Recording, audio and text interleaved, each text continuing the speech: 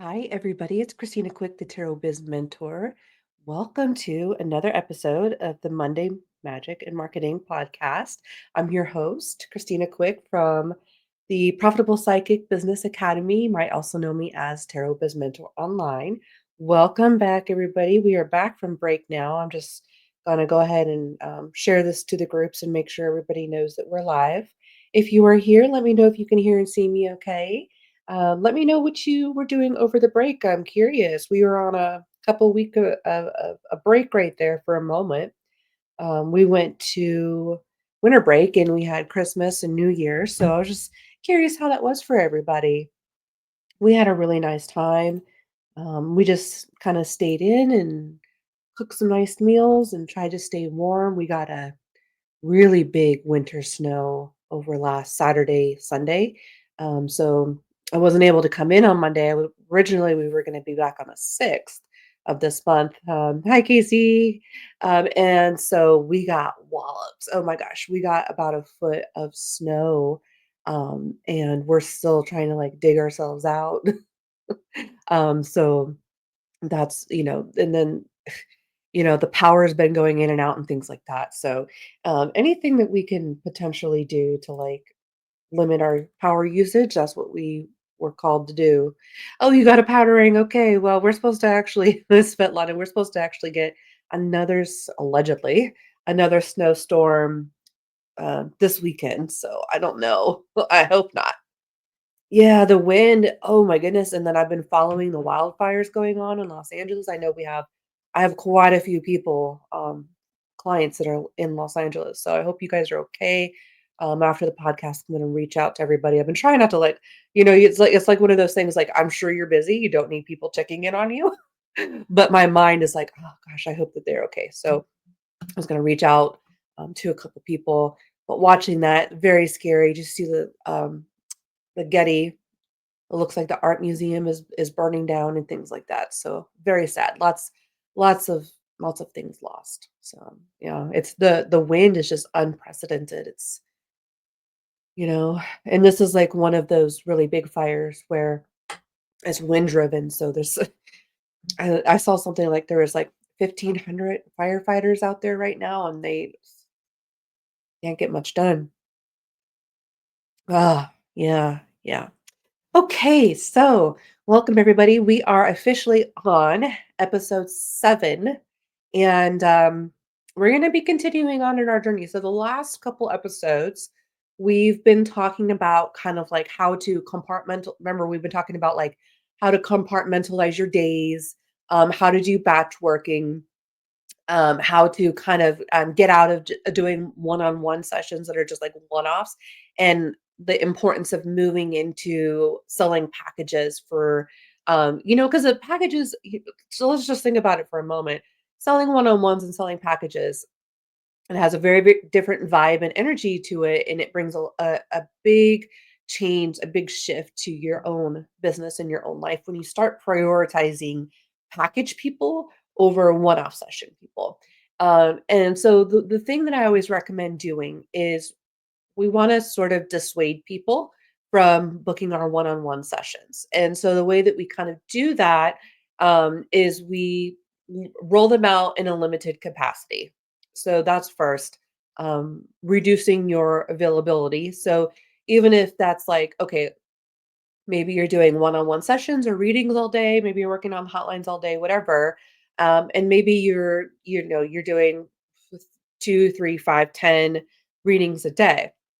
And so, we want to kind of figure out ways to package our time that's going to sell more time in a more efficient manner. So instead of saying like, selling 20-minute readings, maybe you move to 30-minute minimum. So, right. So it's kind of like setting new minimum standards for yourself and your business. And this is something that we really struggle with, right? Like it's really hard. There's a lot of guilt. It's like it's not so much like an external struggle. Like obviously it's super easy, just like literally raise your prices or edit your booking, your booking page. But it's really like the internal guilt around that is so strong. It's and we've kind of surpassed like deservingness. Like obviously you deserve to be compensated for your time and obviously you deserve to have clients that are going to allow you to do the work with them, right? Because in like those 15-minute readings and those 20-minute readings, even those like 5-minute 3 card readings, things like that, it's really difficult to actually connect with someone and actually change their life a little bit, right? Like and I definitely don't want to like underestimate the power of like the 3 card reading. Like that's why it's so popular and the power of just a little 5-minute energy shift. That's not really what I'm talking about here. I understand that they're valuable. But if you really want to start working in packages, people tend there's a like there's this line of division, right? And so my what I've done over the last several years is try to like build a highway between these two divisions. And on one hand, you have clients, a demographic who primarily purchases psychic readings, right? Tarot readings, astrology readings, whatever. And then you have this other demographic of people that want to work with a coach to improve their life. Now, when you think about both of those demographics, there's definitely some overlap there. And a lot of what happens is in the beginning, your people that come for psychic readings, some of them will even decide, oh, I like this. And how do I go further and deeper with people? And then, come over to the other demographic where they want spiritual life coaching. But the demographics are very, very, very much different, and how we sell to them based on, like, what is their buying motivation? Like, why do they want a reading? Like, ultimately and that's, like that can be an umbrella for things such as, what are their questions about? What stage are they in their spiritual journey? How experienced are they with their own spirituality? Hi, Key, good to see you. How experienced are they in their own spiritual journey? What is their emotional intelligence? What is the urgency is like, okay, so I always ask people like, what is the urgency in which you want to change this? So that kind of tells me as a coach. I'm like, so 1 through 10, like how motivated are you to change this, right? And that sounds like one of those like cliche kind of questions. But really, and it depends on like where that answer is, right? And that's really the core of it. I hope I'm making sense. But so on a scale of 1 to 10, right? How motivated are you to change the situation? How motivated are you to manifest this thing, right? How much time do you have to dedicate towards this sort of thing? So the people who say rank between 1 and 4 are people who are not very motivated to change circumstances. They just want a psychic insight to that circumstance, right? So it's kind of like they're, "Hi, Brittany, good to see you." They're just kind of like dancing around it, like just dipping their toe in a little bit. And then you have people on the other side, like, how motivated are you? And if they say, well, I'm motivated between 6 and 10, or I'm motivated to 15 or 1,000, then you can say, okay, this is a highly motivated person who's going to want to show up to the meetings, who's going to want to do the journaling, who's going to want to talk about things that relate to why they don't think that they can manifest it or earn it or why they don't deserve it, this sort of thing, right? And so it's always going to go back to in sales how easily you can one sell something, at what price you can sell it at, and the length of time. So whether it's like a 30-minute session, a 1 hour one-on-one session, or whether we pivot to something like a life grip program that goes on over like a 6-month period. I'm getting ready to launch one of those again. And so depending on those little factors, those little variables, you really got to figure out where the people that want to do the work, what are the numbers and analytics for those people? And I have those, right?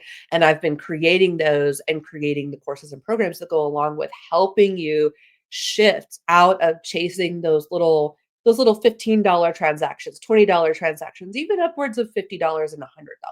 Some of you are at different thresholds. I remember when back in 2000, like 14, 15, where I was so seriously like convinced no one would ever give me $100 for anything. Like, why would anybody give me $100 for anything, right? And so, and then you make that $100, and then you set these reasonable and attainable goals for yourself, and you realize, actually, there's really no limit. I mean, I guess the limit is like maybe you have billionaire clients, I don't know, like, maybe you do. So that's always a kind of a fun thought experiment, like, what is the limit? There is no limit, right? And figuring out, like, the illusion of limits is just, um, good marketing, right? That's really what it boils down to. So, if you are been through the academy, or if you've taken some classes, if you have watched some of the other podcasts, you've been following me for a while, you've probably in that spot where you're ready to kind of shift out of those little transactions and the people that are like what I call revolving door people. And it's not, these are not, it's, and I don't mean to talk about it in like in a negative way because it's not a negative thing.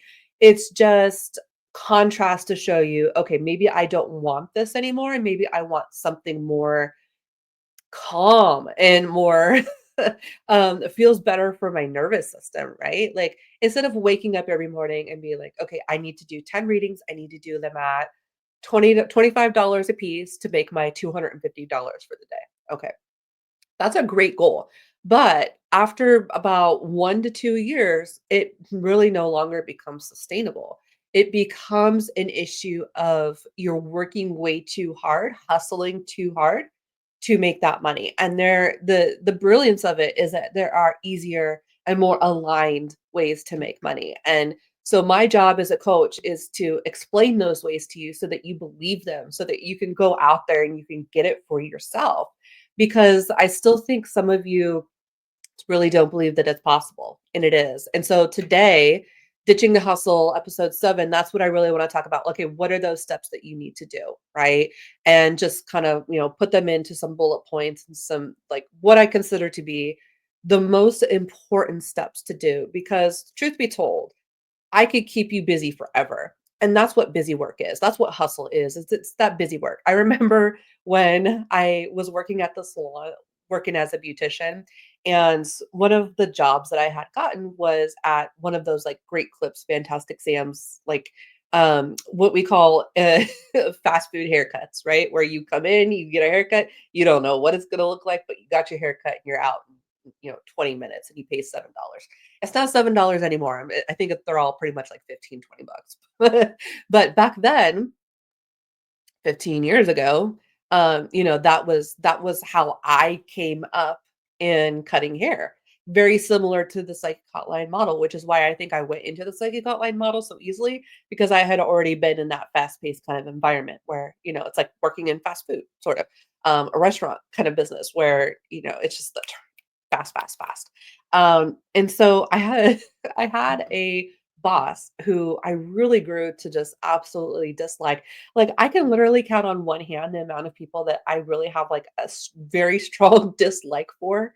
And it's really difficult for me to dislike someone, but I really ended up disliking her. And she traumatized me, and I'm sure a lot of you have like a similar story, especially if you work in a fast-paced environment.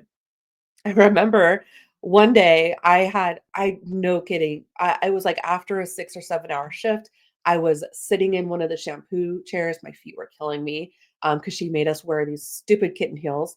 And I had done, no joke, probably 15, 20 haircuts that day. And I was sitting down and it was like the last 30 minutes of my shift. And I'm like, just taking it, no lunch, because at that point she would work us for um 7 hours. If you work 7 in Missouri at the time, if you work 7 hours or less, you are not entitled to breaks, you are not entitled to lunches. That's just how the law was. Okay, it's different now. But back then, there was no lunch. There was just, go in the back, take a bite of food, go back out, foil someone's hair, go back in the take a bite of food, go back out, roll a perm, whatever. So, I'm sitting there and she's like, "Christina, why are you sitting down?" And I said, "Because I did, 20 haircuts today and my feet are killing me." She's like, "If you have time to sit, you have time to clean." And I remember like it was like one of those like deer freeze moments where I'm just like you know? I'm like, "Wow." And that lady really had me up. She's like, "Go get that ladder. You can clean up on top of those shelves." And I did it, and I was a pushover, and I learned because I was in my 20s, right? I learned Hey, Gemma, good to see you. I learned that you have to fill space if you're earning money, and if you're not filling that space, you don't deserve the money you're earning. So, I was working there for a couple years, and this kind of relationship went on until it got to the point where I was, got at that point, got promoted to day manager, so I had extra duties, like, have to stay after, do the bank deposits, doing the cash out the night, have to go to the bank and all that kind of stuff, right? Yay, promotions, right? And so, it got to the point where I was driving into work, and I was so tired that, like, I didn't even realize how I got to work, sort of feeling. And it's not because necessarily that the work was exhausting, it's that I was programmed, by this authority figure that I had to fill every second, doing something and something, right? And so if you worked in a regular job, and I mean like a service job, I don't necessarily mean like a corporate job necessarily. I mean like a service job where you're doing grunt work, you know, um, which is most of us get a job in the service. And so the culture out there right now is so deeply entwined with busy work. And so I even remember I had one boss one time that had a piece of paper hanging by the register, and it said on top of it busy work. And it was like dust the shelves, wash the towels, mop the floor, wipe down the phones and all that. Like there and this they wanted it done every single day. And so we kind of learn that busy work is how we earn our worthiness, right? And so when you make the translation over to say working on the psychic hotlines and you are like, I really want to earn a lot of money on the psychic hotlines, but I'm going like subconsciously what we end up doing is we end up putting our price really low so that we're constantly busy, so that we're constantly getting calls, so that we're constantly getting text requests and live chat requests and callback requests and things like that, right? Or we work on Etsy and we like try to sell, $2, $3, $5 readings, even $10 readings, right? And so we're trying to fill every little space that we can. And so what happens with that is I'll tell you guys to sort of like, so with the psychic hotlines, what you want to do is you want to up your price so that you only get, and then, so that you attract higher paying clients. But the thing that happens is that you end up getting less calls. You end up getting less volume, but you end up getting paid more. And that quietness, that stillness, that you sitting down there and being okay with not making money right that very second, that you're going to get a higher paying call that's going to come in, that's going to be a 20-minute reading. And so instead of, logging in and being on calls for 2 hours straight, 120 minutes straight, maybe you made the same amount of money in 20 minutes. And the whole raising your price thing, it's so much to do with allowing that silence and allowing yourself to kind of lean what we call lean back into your feminine attracting energy, right? Instead of going out there and trying to hustle and trying to get every single little breadcrumb that you can possibly get, right? So it's like waiting for the you're trying to get the crumbs when there's a whole cake out there, right? There's a whole cake and someone's gonna give it to you. You just gotta be patient and wait. And how much better would it be to have a whole cake instead of just surviving off these crumbs, right? And it's like that not just in business, but our whole life too. How many of you associate your worthiness, your deservingness with your productivity in your home, with you cleaning how many of you are addicted to incessantly cleaning, right? How many of you can't stand the thought that there's dirty dishes in the sink or that there's laundry that needs to be done, right? And how much are we micromanaging the different aspects of our day and time and our business. And how is that creating this sense of urgency in our own life that's creating even more anxiety, that's burning our adrenals out, that's creating cortisol and increased cortisol in our body, right?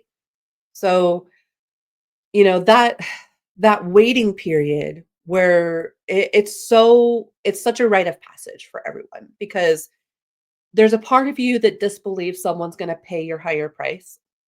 There's a part of you that's addicted to the busy work, addicted to the hustle culture of it. And it's crazy because hustle culture is actually like rewarded, right? Hustle culture is, excuse me, one moment. Hustle culture is seen as, yeah, man, like you're losing sleep, you're hustling, you went to bed at 3 o'clock in the morning because you're up all night working or, whatever. And it's like, oh yeah, man, you're gonna make it, you're gonna make it, right? Like I don't know if it's just United States of America culture or if it's Western culture as a whole that is just so addicted to sacrifice, sacrifice, sacrifice. And we get like praised for being a martyr to that, right?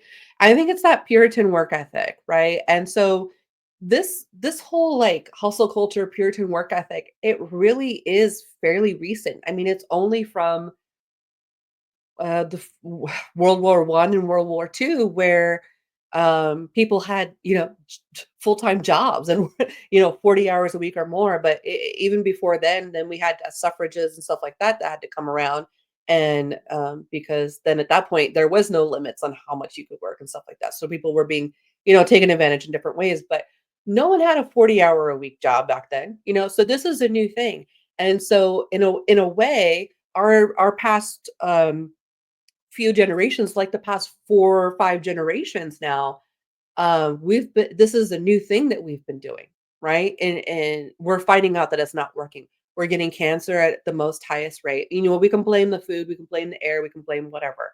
That's all part of it, right? And it's all part of that because hustle culture, fast food culture, not taking care of ourselves. And it's almost like we really get praised for abusing ourselves, right? And so disconnecting from that, shifting out of that matrix is so difficult. But once you tap in, then you realize it doesn't have to be like this, right? So you're attempting to break into this new paradigm, these new systems that we're creating. And we're really pioneers. It's only really been happening in earnest for the last probably 20 years. It seems since the pandemic, it has exponentially increased, and now it's like quantum evolution of this now. And it now has become the norm, and that's what the pandemic gave us. That was the bright side, the good side of the pandemic. It like accelerated and accelerated the mainstreamness of what we do now. And so, yeah. Oh my goodness, we have a lot of comments. Hang just a second. Mindy says, that reminds me when if I worked at Massage Envy, that's like another one of those places. Massage Envy is like, chain. It was one of those jobs where they expected unpaid labor every shift because they demanded everyone show up 10 minutes early and get ready. Oh yeah, and then Saturday, and then I remember having to go to Saturday morning, 6 a.m. Saturday morning meetings, unpaid. Yep, and it's that wouldn't fly now, but we've had a really big shift in that. But yeah, it's always like if you really want to support the company, we got to make the company's profits and all that kind of stuff. And it's like it's always at the expense of the laborer. It always is. Svetlana says, always the guilt, always just a number. Yeah, and you're replaceable. You're replaceable. No matter how good you are.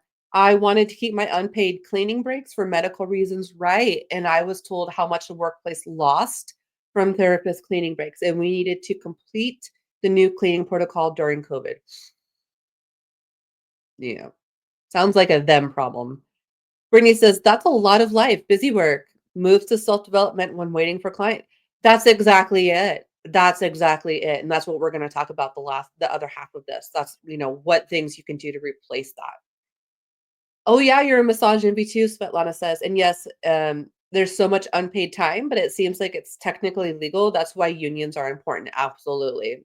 It's not technically legal, but you would need a class action lawsuit for anything to happen out of that. It's corporations versus laborers and the resources that corporations have access to. It's like going up against Goliath, right? It's like hard.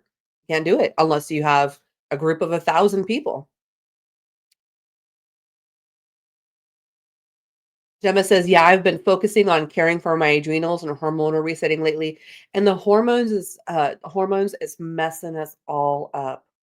Every single one of us has pretty much messed up hormones, unless you're living out in the mountain and drinking only spring water and only the organic vegetables and livestock that you grow and care for and all that stuff. And even then, at that point, you still got to worry about things like disease and salmonella, and you can't win. And that's kind of the point. You can't win, and unfortunately, it's set up this way. Yeah. The US doesn't have proper protections. It's not just socialized, it's legalized, right? Brittany says, "Meanwhile, in the psychic work, we have to protect our mental health more than any other field, right? Healthcare is like that too, but there's not a lot of room for it. Psychic work can be absolutely psychologically damaging. Yeah, it really can, especially if you don't have the help resources in order to help you deal with that for sure." Casey says, it's about quiet. It's about being okay with the quiet. Yeah. How many of you, and also it comes from that like psychic hotline culture where they're like, you have to fill every minute, you have to keep the client talking, you have to keep asking them questions to make sure that they stay on the line. So it's all about, training you psychologically, programming you how you can maximize, every second of every moment of every hour of every day. And then burnout. Right, Gemma says, "For me, it's due to burnout and perimenopause, really worked on my herbal apothecary." Yeah, and that's difficult. It's difficult when you have the external, and then you have this internal thing, and you're, like, just trying to get through every day, but your body's sabotaging you until you figure out, like, what your body's sabotaging you until you figure out what cocktail of things, of herbs, medications, hormones, whatever, I've been through that. Yeah, I've been through that. Just trying to make it to the farmland, right? Exactly. You had burnout, rheumatoid flare-ups, and everything turned upside down. Oh my gosh, yeah. I go through that so much too. I don't have rheumatoid arthritis, but I have other things that flare. Yeah. Perry is demanding that I reshape my work-life balance, which is really ultimately a good thing, but not easy. Isn't that funny? I knew y'all when you were in your 20s. I knew I knew you're all like a lot of you are talking right now. They're talking about going through it's like we're all going through many perimenopause together. Maybe we need a perimenopause support group for psychics. Oh, bronchitis. Yeah. Oh my. And then I'm sick right now. You could probably hear it in my voice. My nose is completely stuffed. I got massively sick on Saturday, and like it's hard to like be in this world and keep yourself healthy and at peace, and then deal with like all of the other stuff that goes along with like feeling like you have to put armor on to go to work every day, like you have to go into your warrior mode and ready to fight with people every day. It's not okay. All right. So what do we do? What do we do about this? Well, first of all, raise your price, and that's going to be super uncomfortable for everyone. And you don't have becoming the crone. Yes, I am, and it's yes. I'm feeling it, and I'm so excited. I am so excited for my 40s. I am so excited to turn gray. I'm so excited to not give a shit about anything. Like, I am so ready for a crone phase. I'm so ready for it. I'm so excited. It's like, I think it's better than turning 21, better than turning 18. Just put me in crone phase right now. Um, and I think that that's where I'm going. So, yeah, and my business is shifting too. And, the whole like switching over to Discord and things like this because I don't have the energy, time, gumption, ambition to manage everything on Facebook anymore. Like I just don't have it in me. And so, I think a lot of us are going through that. So, okay, one, raise your price. That's your first and yeah, right. So that Svetlana, me too. I've went to Maiden and Crone, skipped Mother altogether. We don't have time for that. In this, maybe next incarnation, right? Maybe on the next ride. Um, and raising prices doesn't have to be like doesn't have to be like it's not like you have to go double your prices right now. Like, you don't have to do it that way. You can, and it's fun to do that, and you can do it. But a lot of you will worry about, "Oh, I'm gonna piss people off," or "I'm gonna become inaccessible to people," or "I'm gonna, lose my loyal clientele," that sort of thing. So, here's what you do, okay? You raise your price 20%. You send out a letter that tells everybody, and don't apologize, don't explain yourself. Don't be like, "I'm so sorry, but I have to raise my prices now," Don't do that. Just say, "Hey, prices are going up. Um, they're now, my 1-hour sessions are now $200 an hour. And this is the new rate for 2025. Thank you so much." And you don't even have to tell anybody. Like, I don't even tell people when I raise my rates anymore. Like, I just raise them, and I don't how much time and energy do we, like, spend tiptoeing on eggshells around raising our prices and, like, asking for permission and, like, apologizing and making excuses for why every if you don't understand why people have to raise their prices in this day and age right now, you must be very privileged, and if you're very privileged to that extent, you can afford to pay the new prices. That's how I feel about it. Every single person is struggling right now with the inflation, post-pandemic, industry is down, you know, now we're going to get, import, tariffs and all that kind of stuff, the new administration. Is across the board, it's hard for everybody, okay? And so if people don't understand that, that's not a you problem, that's a them problem, okay? Um, And so at that point, just raise your prices. But if you want to, you can notify people, and you can tell them, "Hey, this is the last date to get it at this price." And that is a sense of urgency that you could push out. Be like, "Hey, my one-on-one sessions are going up to $200 an hour, $300 an hour, $500 an hour, whatever, wherever you're at." I have some of you charging $1,000 an hour, which is fabulous. And if people are paying that, then obviously you can make it, right? And if you're willing to pay it, then obviously you can make it. So, yeah, you're gonna lose some people. Yeah, people are gonna probably complain. Yeah, people are going to probably judge you a little bit, but are those people the people that you wanna carry into this new business? Remember, what is the point of what we're doing, right? We're trying to build a business that feels better for our nervous system. We're trying to build a business that allows us to show up in our absolute best. We're trying to build a business that we don't have to be stuck at a computer all day, every day. We're trying to build a business where we have a sense of financial consistency and we have a sense of feeling like people value and respect us. Like, if they don't, then there's so many other tarot card readers, there's so many other psychics out there that they could go to. And you know what? Also, they could do their own self coaching and they can buy a tarot deck and they can do their own cards. Life coaching, tarot readings, psychic readings, these are all privileges. These are not necessary things that people must buy. These are all luxury purchases, right?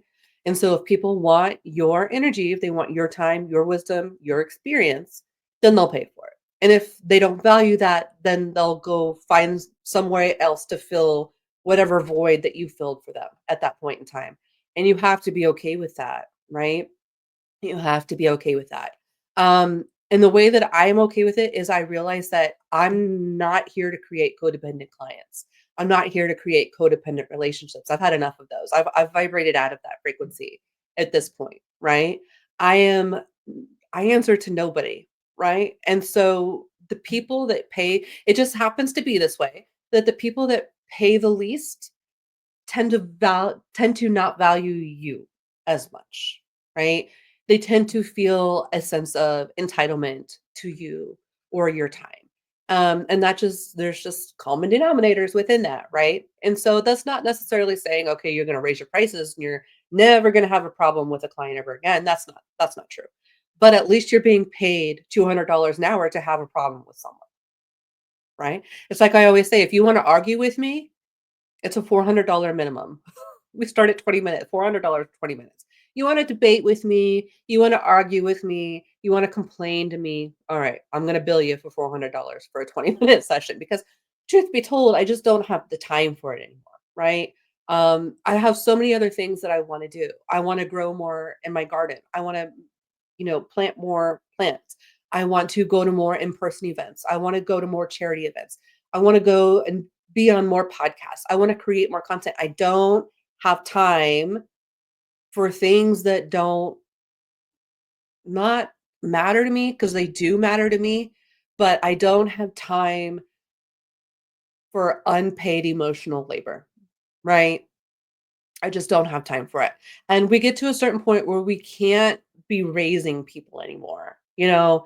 And so one of the other things I shifted um was, raising your prices, go and then encouraging packages and then reducing your availability for your one-on-ones. So your one-on-ones, those should go up in price and your package when you're telling people, right, in a sales conversation, when you're talking to people about a one-on-one session and your package deal, you need to make that package deal look so irresistible that obviously they're going to buy the package deal, right? Like almost too good to be true. And so what that does is it gets people into a package. So then, you can like say you have a 3-month package. Well, you've got a client scheduled for the next 3 months. Now, if you got 10 people, 20 people in a package deal, as opposed to reading for 20 different people a day, then you know what you're doing. You know what you're coming into work, you know what you're facing, you know the conversations you're gonna have. When you work with someone over an extended period of time, you work with them, you get to know them, you get to form like a psychic connection, you get to form a chord with them. And so it just becomes easier. You become more tapped in, more you work with that person more deeply, and it's more fulfilling for everybody, right? So raise your prices, switch from one-offs, and try to come up with a too good to be true package, right? Reduce your availability. Yeah. Oh, so we have some good comments. Hang on just a second here.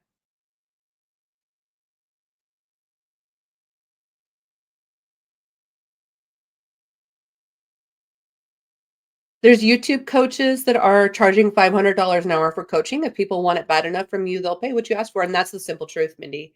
Mindy said that. That's the simple truth.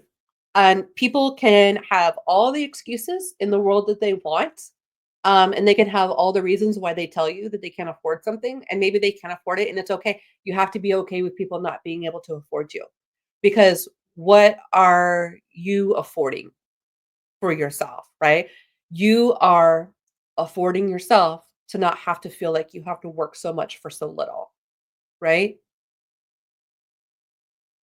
So, yeah, if they want it, they'll pay for it. That's as simple as it is, and I could tell you, 10 reasons why people will say they can't afford it or why it's too much. And for 95% of people, it's going to be too much, but you're looking for that 5%, right?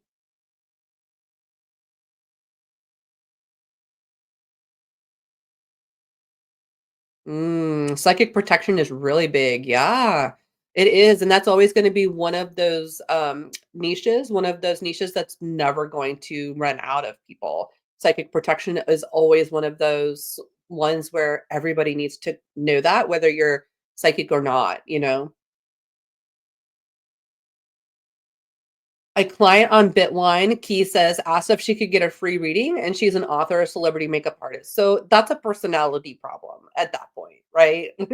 That's a personality thing. It's like not a you issue. That's a them issue. I remember, and they'll pay you. I remember I had one client that was doing the oh, what's that show where Kelly Clarkson came from? What's that one? Where Top Idol? American Idol? America's Top Idol or something like that. I remember I had one girl and she would come in and she could afford it. But she would come in and she'd be spending like 50 bucks a day with me for weeks. trying to do like predictions on who's going to move forward. And what I'm trying to say is that they have the money to do it, and if they want you, they'll pay for it. Brittany says, I remind myself of this daily. If it's desired enough to be demanded, it can be paid for. So in the meanwhile, I'm finding ways to express energy in an easier way. That makes a lot of sense.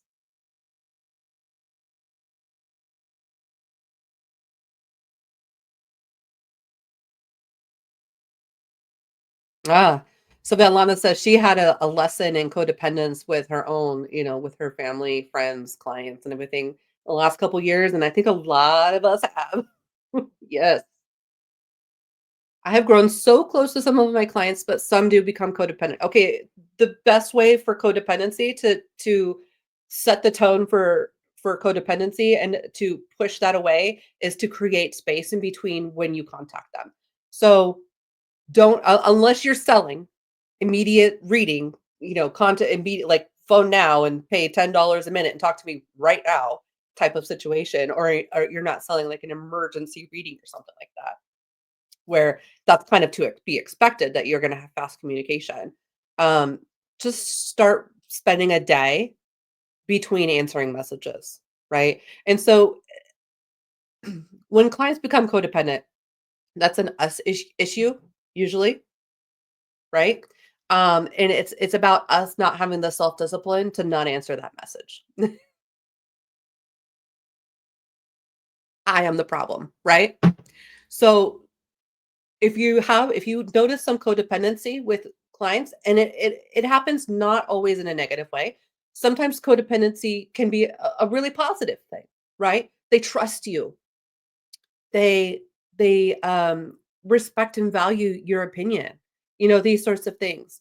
Um, you have a good relationship with this person. You consider them to be kind of friendly, right?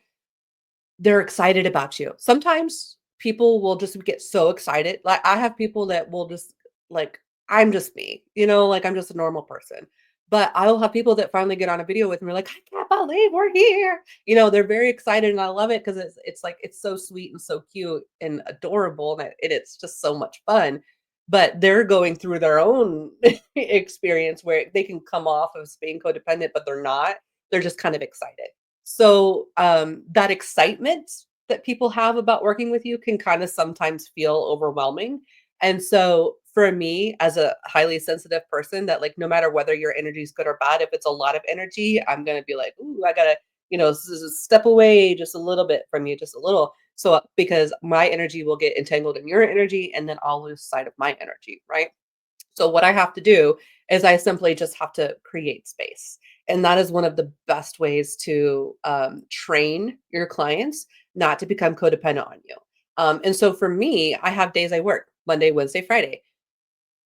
Unless it's a really simple, straight to the point question, or it's something that I told you I was going to follow up with you on, you're not going to hear from me Saturday, Sunday, Tuesday, or Thursday.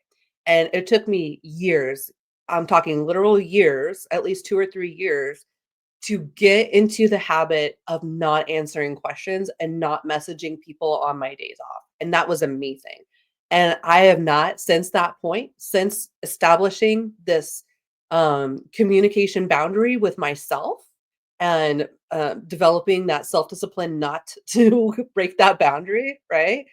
I have not had one single codependent client since then. So, this is one of those ones that you can totally vibrate out of, but you have to be willing to set that boundary for yourself, not just for them, but also for yourself. Yeah. American Idol, that's what it was, yeah. I just know I like Kelly Clarkson because she came from that. Brittany says, "Divination is an art, a constant practice, so how we present information contributes to why we can charge what we do," and that's the truth, right? I I remember in the beginning buying like, doing market research and buying so many readings from people that were just not good, right? They were just that good. But that built me up the confidence to realize how much I care, right? And it's not necessarily about good or not. It's a measure of care. It's like a bedside manner type of thing, right? But also like investing in yourself. Like If you have taken my NLP class, that's an investment. You've learned how to talk to people in an emotionally mature and adult way, right? Um, if you've taken like courses on how to develop your skills deeper as a tarot reader or a coach or some kind of therapist or counselor in some way, shape, or form, you've invested in yourself, you know? And so also this was a really big struggle for me was um I can do something in 20 minutes that most people would probably take hours to do. And I can do some multiple things like that. Writing copy is one of them. Writing articles, writing blog posts, things like that. Like I can just I'm a prolific writer. I can write, and I go you know you know brain kind of shuts off, and I just go into this channel mode. I go into like a trance, and I just write. And I can write a sales page in 20 minutes, right? And so I was really struggling for a really long time. So, like, for example, if you can do a spread, a tarot spread or oracle spread, or if you can do a psychic reading and you can pinpoint the exact place where that person needs that reading, is, you know, because some psychics, they take a while. They have to kind of go through all of the energy, right? But if you know exactly where to look in that, say, for example, you're doing aura reading, okay? Some people will sit there for a whole half an hour and just give a general aura reading. But if someone comes in and you have 10 years experience doing aura readings and someone comes in and you can, you know, you can do it in 5, 10 minutes, it's hard to convince yourself to charge what you would charge back when it took you 30 minutes. And that's another thing too. You know, maybe your jam is 30-minute one-on-one sessions, and maybe you wanna book just 30 minutes, you don't wanna do one-hour sessions anymore, and you're having a difficult time convincing yourself to charge your hourly rate for a 30-minute job, and you get more efficient at things is what I'm trying to say. You get more efficient at things, you become better at them, you become, skilled, masterful, expert level, right? And so, maybe a job that used to take you an hour only takes you 20 minutes now. Should you charge less for that? Not necessarily, right? And that's a mindset thing too. Absolutely. And so this is so underrated too. Gemma brings up a really good point. She says, I have a lot of clients who are happy to just be able to talk with someone who understands the metaphysical experiences that they're having. And that understanding takes decades or lifetimes, right, to develop, which is most definitely a valuable expertise. And that in and of itself, just being able to have like these weird, crazy conversations that we have with our clients sometimes, we're like, that is weird, you know, but it's so weird in like a good way. And to like be with someone who's not gonna judge you for being weird and who is actually gonna, 1, believe you, 2, try to help you understand these things that happen to you in a bigger, more purposeful way and help you, you know, give you that clarity, that guidance, that counseling that you need as you go through these situations in life, right? And so the big situations, it's always like, you know, big transitions. Love and relationships, it's like looking for someone, divorcing someone, going through the death of a spouse, something like that. And so your psychic journey, it's like, you know, understanding what psychic abilities are and then like learning how to figure out what your specific psychic abilities are and then like how to bring those out. And, you know, it's so valuable. And I think it's really underestimated because this is normal for us, right? This is such like a normal thing. Like we live in this magical world 24/7, most of us do. Even when even when we're in our regular world, you know, even if you're at your day job, you're still in a magical place. You're still looking for angel numbers. You're still looking for signs from your guides. You're still looking for those synchronicities. So it's a lifestyle. It's a way that you live. It's a way that you're led, right? And it can feel really isolating. So the fact that there's people like us out there that can have conversations with people and not judge them and not be scared by what they're saying or not try to like tell them that they're evil and they're going to hell and that they need to go to church and you know it's underrated, definitely. Okay, where are we at on time? Okay, so we got about 10 minutes left. All right. So, what are some of these steps? Okay, onboarding. This is what the last thing I'm going to talk about. These systems that you need to do.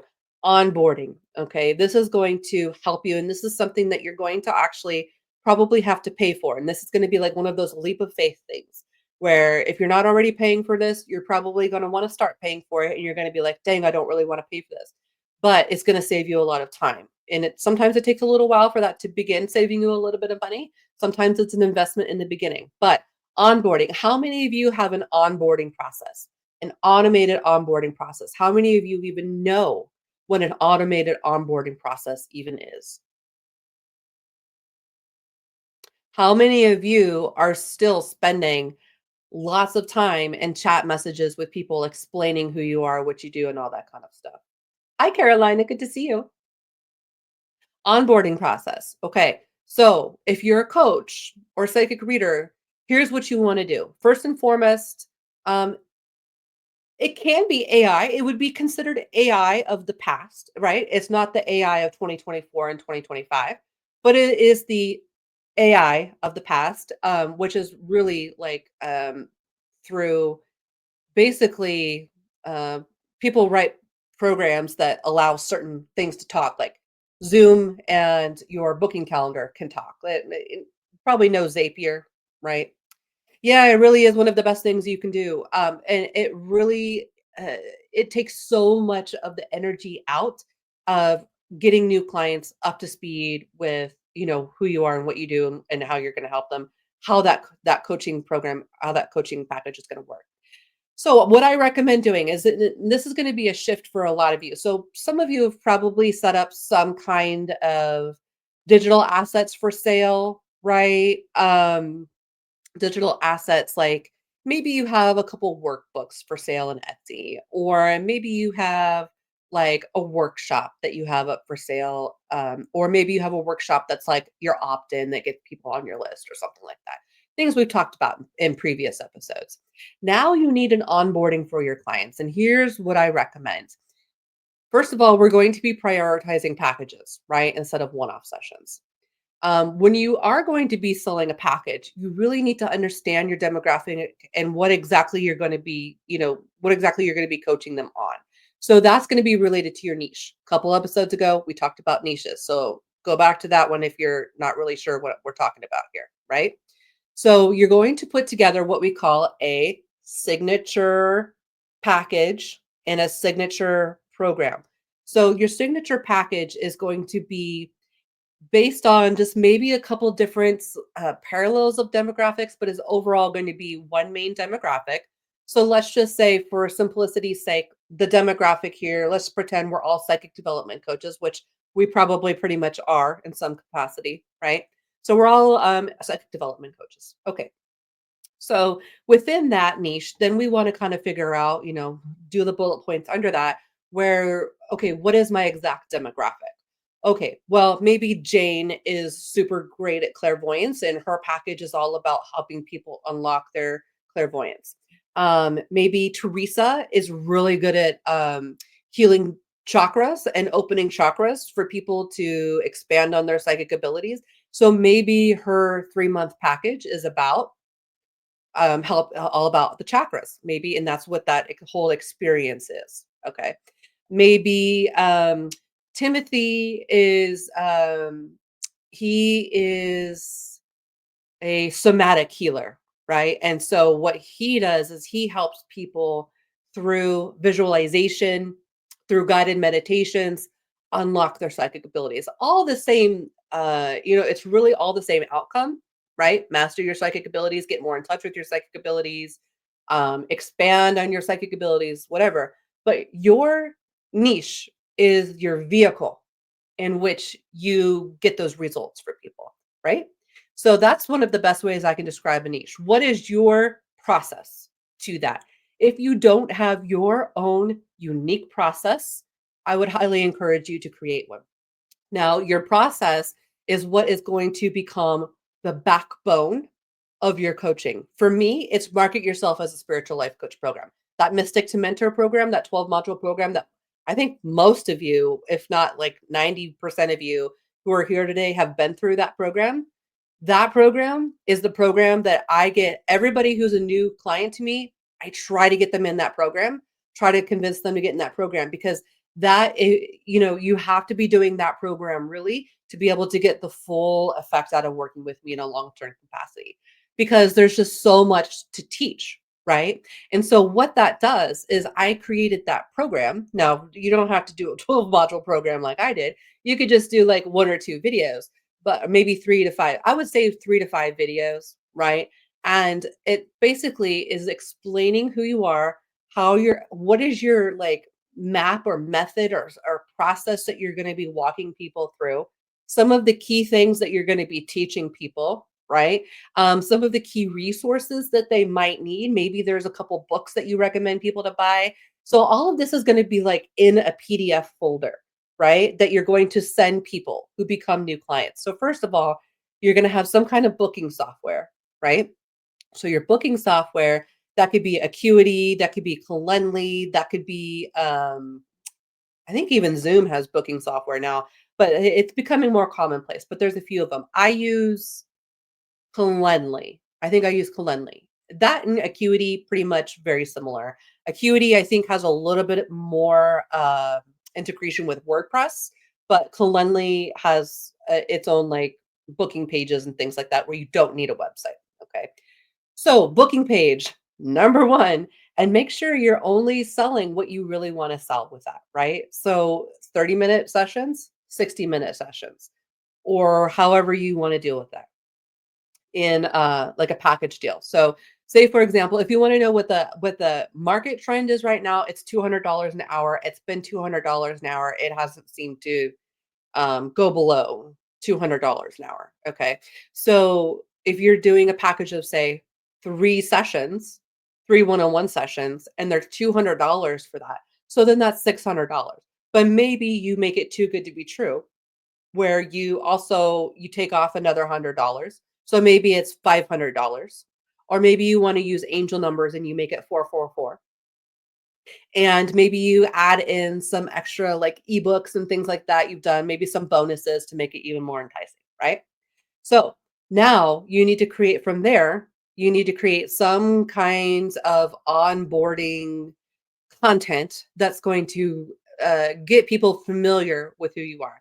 So I used to, if you remember, I used to do this over voice chat. Every time someone would come in, I would spend probably 20 minutes going through everything with someone over voice chat. I no longer do that. That's not what I do.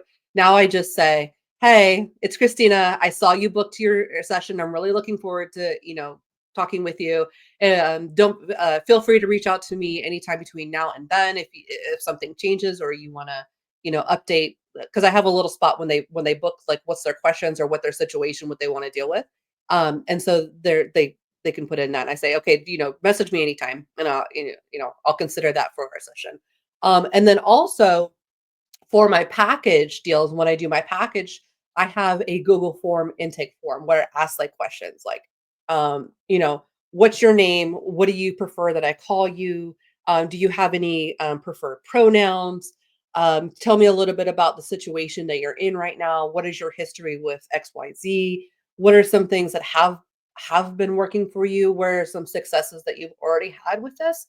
Where are some things that you can't seem to manage to overcome? Like where are your roadblocks? Where are the things that really are hindering you or are difficult for you or you're just not sure? And then I have and I'm sure glossing over some of these questions, but and then I have another spot where it says, okay, if there's any additional information you want to tell me, and then it has like just an open box and then they can submit that. So then, I have basically an application form where I can get all of that information before having to even, get on a call with them. So by the time I'm ready to sit down for their session, I can pull that open and I can print it out, or I can just have it open on the screen here, kind of like a doctor, right? And I can have it on the screen here and I can be like, okay, you're dealing with this, you're dealing with this, you're dealing with this, okay, and then verify that. So we're not spending the first 20 minutes of the session just, asking these questions, which surely you can. If that's your process, you can. But I tend to like prefer to have that information ahead of time because for me, I want to make sure people are getting I know that I charge and I know that it's a lot for people. And so I want to make sure that I'm giving the absolute best value that I can give. If I'm gonna charge $200 an hour, I want everybody to walk away feeling like they got $200 worth of me, right? And so, what are these little things that you need to put together in order to train people, um, and just, like, introduce yourself to them? Does that make any sense? It is the best thing you can do for your biz, Carolina. The sheer amount of time saved is amazing. It shows how professional you are. Right. That's exactly it. So why are you charging 200, 300, $500 an hour? Right? And what do you need to do to elevate yourself to feel confident in that? Brittany says, I've been tweaking it as I figure this thing out for a physical product. Nice. What do you think about a welcome video? I love that idea, Carolina. I love that idea. You could certainly put together like a generic one that kind of is like a little bit longer, maybe like a 10-minute one that kind of talks about like who you are, your philosophy on coaching. But really that should be available on like YouTube and everything like that anyway. But if you're talking about like privatized like welcome videos, I love that idea. Love it. People love it. I've had literally people tell me that they have spent thousands of dollars on programs with business coaches and never even got a hello from them. And that breaks my freaking heart because that's just so sad. So sad. So I make sure that anybody who spends at least $100 for me, that they get a message. They get some kind of message. I try to reach out to everybody, because I want them to know that they're valued, and that's one of the big thing that's people remember that about you. Yeah, you're reading from the beginning, personalized. That's why you're so excellent, and it counts, Brittany. It counts to know all these things, right? And it matters. It matters to, I think, make people feel that they matter because they do. AI agent, welcome. I've never tried that. Um, I have not tried that yet. I don't know how I feel necessarily about that, and not necessarily because I am against AI. I'm not. I love AI. AI is the best, absolute best. I am pro AI. I understand there's ethical things with that, but AI is the future. And quantum computing is the future. This is where we're going. So you can get on board with it and figure out how to use it in an ethical way that makes sense for you, or you can be mad and crotchety about it and just not benefit from it at all, right? And that's kind of how I feel about it. Like, but when it comes to selling your image, I'm scared because I don't want to sign any contract that, like, sells my I don't wanna, like, that episode of The Simpsons where Homer Simpson becomes, like, a Korean idol because he's on some, like, cleaning soap cleaning product in Korea or something like that? Anyways, I don't want to, like, pop on the TV and see myself as an AI out there because 'cause I've somehow agreed to allow them to use my likeness, you know? Like, I've on YouTube, I've selected the thing where it can AI can use my content, like, everywhere that it asks that, I say, "Yes, you can learn and use my content to learn," but I don't know about selling my likeness yet. Oh, yeah, we're absolutely, and you can do that on Oculus. Brittany says, "If I could swing it, I have a whole AI generated scene for those using headsets because people want to see what's going to happen." We're going there. We're already there. We're already there. Back in the day, if you've ever heard of Second Life, I used to do readings on Second Life and I on voice, and I bought a little sim, and I had a little psychic reading shop, and people would just pour it into my sim, kind of like oh, I am VU. I am VU. You guys remember that? Like this was like 20 years ago. I'm telling my age about how long I've been online. But yeah, Second Life, they already have that. Those 3D headsets, they already have that stuff where you can buy like an apartment in 3D. ICQ, yep. Used to use that all the time too. MSN, AOL, MSN chat rooms.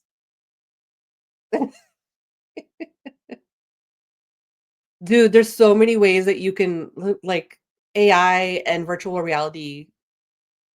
I'm excited. I'm excited. It's gonna be cool. It's gonna be really neat. There's even virtual avatars.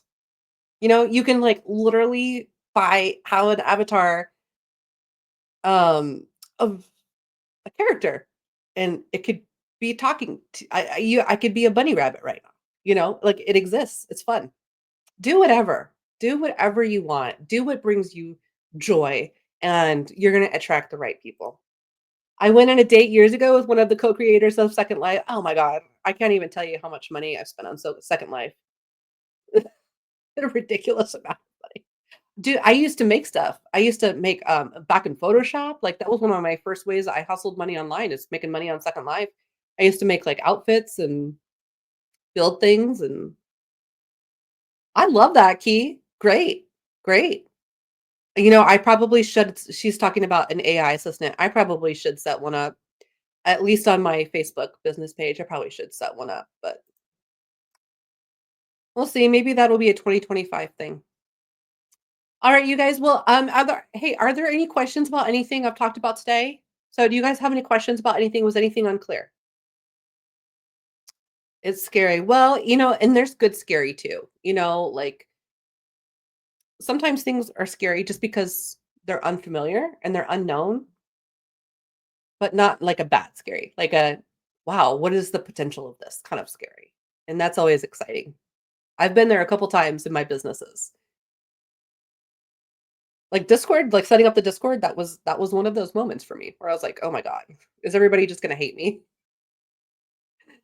And, some people, have definitely voiced their distaste their distaste with the Discord, but frankly, more people are like, "I love this." Alright, okay. Well, hey, listen, I have a doctor's appointment, next Monday. Let me see what we're gonna be learning here. Just a second. Let me take a look here. I have a doctor's appointment next Monday, so we're gonna be together next Wednesday, and actually the next 2 Wednesdays, we're gonna be together instead of Mondays, and I fully understand that that's weird. It's just the way that the Mondays have landed for me. I've got appointments that I can't shift, like doctor's appointments that I had to wait months to get into. I'm gonna be talking to my doctor about doing the, Ozempic. I'm gonna be doing Ozempic. So, I'm starting that hopefully next week, I'm starting that. Ooh, redefining your purpose. So we're going to talk about life purpose. We're going to talk about post success, right? What happens when you reach a certain level of success and how do you redefine your purpose in that? How do you redefine your purpose as it doesn't necessarily relate to your business? Your business becomes the vehicle in which you get to express your life purpose, right? And that can be a really scary thing for a lot of people too is, okay, asking what's next? Well, Key, let me know how that's going for you. Message me and let me know what your experience has been on that. I've been talking to a lot of people, um, and I'm very excited to start it because y'all, I have been trying so hard for years to get back to down to 200, and it's just not happening. It doesn't matter how much I exercise, doesn't matter how much I abuse myself with low carb diets, it doesn't matter. Yeah, yeah. Well, just remember when we gain weight, it's a protective measure on us, It's a protective measure. Okay. So next Wednesday, we're going to be talking about how to redefine your purpose. And then the Wednesday after that, oh, by the way, I do have something I want to talk to you guys about too. Oh, we're going to talk about clearing new money blocks. So we're going to talk about money blocks that affect us when we're already successful, right? Because that journey never ends. I think you should, Casey. Casey wants to consider a functional medicine specialist. Absolutely. Like body yada yada yada. A little help is not cheating. Absolutely, it's not. And or actually, the science. I'm a science girl. I love science. I try to do holism when I can and as I'm able to, but I need real medical help. I need like science help, unfortunately, with my genetic illnesses and all that kind of stuff. So on the 31st, I wanted to tell you about this really quick before I let you go. The 31st, listen, I'm going to be, yes, it's true. It's happening. I'm launching another program finally. It's been almost 2 years since my last program, so it's time. And it's not going to necessarily be a business training, but it is going to be a training program. It's not just a training program, really. It's it's a club. It's a membership, and so what it's going to be is me and another witch that I've been working with for probably about 10 years online, and now who moved out here and is close to me now, so we see each other in the real. Um, we decided we started a podcast like last year. Things happens where it just things out of our control happened. We had to quit the podcast. But we decided we're getting back together. The band's getting back together. But we're launching a 6 month initiation program that's going to walk you through joining a real life witches coven, not just like the things that passes witches covens now. Like we're going back to the old school. We're going way to the way back, right? So we're talking like you're going to have like a list of trials that you have to complete. There's going to be meetings that you'll have to attend, ceremonies that you'll have to participate in, this sort of thing, in order to earn your actual membership into the actual coven. And then once you get into the coven, then other things start opening up for you. Like we're going to have our own secret grimoire that's going to be full of spells and attunements and all kinds of things that you can actually print out and create your own grimoire with. We're going to have things like coven crafts where we're going to get together and do like crafts together and things like that. So we're thinking that this is probably going to be 2 or 3 overall big programs. But we're starting with the first program, which is going to be initiation. So if you have been wanting to join a coven that's specifically not love and light, specifically not about love and light, not about new age, not about Wicca, none of that stuff. Okay. This is going to be based on real traditional American magic, which is a blend of it's gonna be a blend of, like, Appalachian, it's gonna be a blend of powwow, it's gonna be a blend of, conjure, not hoodoo, because we don't have access to that path, that lineage, but we can talk about conjure. So we'll talk about, things like that, some Native American spirituality things, uh that influence, new age not new age, but that have influenced American traditional witchcraft. Because back when this was all kind of melding together, right? Like there was a lot of it's really a melting pot of magic. But specifically, we are going to be creating this tradition based off of American traditional American magic, and it's going to be have things from European magic and things like that, but it's going to be specifically not Wicca. Okay, we're not doing Maiden Mother Crone, Holly King, and all. It's not going to be based on that. Hoodoo doesn't do books, right? Well, the Book of Psalms, that one, but that the Bible, the Bible. Hoodoo is the Bible, basically the Bible. That would be like the one book. That's the same with powwow. Same with powwow. Powwow only uses Bible. There is one that's a long lost friend that powwow does kind of use sometimes. Yeah. But anyway, so the first 6 month program is going to be about this initiation, taking you through these mysteries. We're going to do psychodramas. We're going to do live ceremonies. There's going to be dedication rituals and things like that. There's going to be basically certain rites of passage that you have to complete.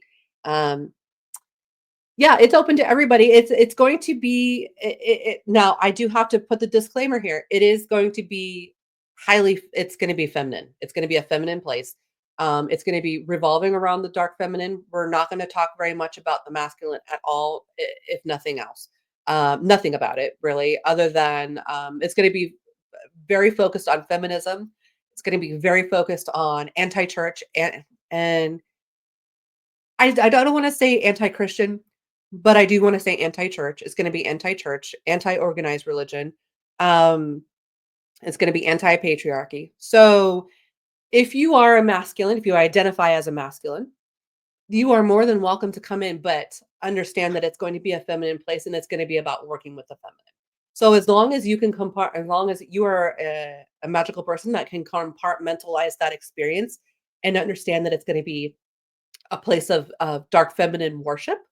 And so then, yes, absolutely. You would absolutely be welcome, especially as an ally. Absolutely. But I don't want to mislead anybody to think that it's going to be for men or masculines. It can be. It just is not necessarily geared around them. It's going to be geared around women, even trans women, experiences, experiences. Basically, anybody who has ever felt the crushing oppression of the patriarchy. That's who it's for. That's who it's for. And even men are victim of the patriarchy as well, of toxic patriarchy. So, yep, yep. Same, same, same.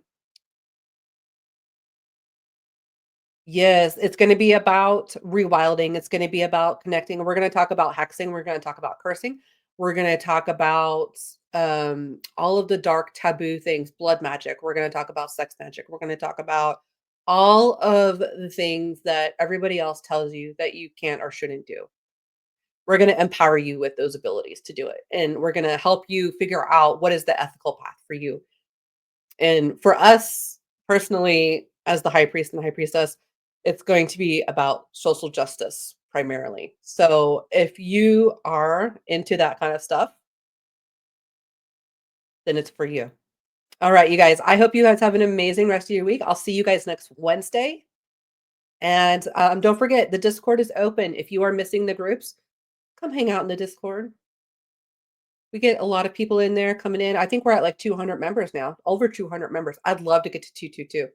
We can get to 222 members, I'll do something special. Oh, and I'm gonna be one more thing. I am gonna be, doing a training. I said I was gonna announce it today, so let me announce that real quickly. Um, I'm gonna be doing all 22 tarot card meetings training for love and relationships, and that's gonna be coming up, I think, on the 1st week of February. Let's see. Yeah, I was thinking February 5th. What do you guys think about that? All 22 tarot card meetings for love and relationships, major arcana. And so I was thinking we could just set up a Zoom room and I'll put the link in the Discord and I'll set up a Zoom room and we can just sit and talk about the majors as it relates to love and relationship readings. Yeah, so you guys can get in on the Valentine's Day rush and brush up on your skills before the Valentine's Day rush. Thank you, Gemma. I appreciate you. Yeah.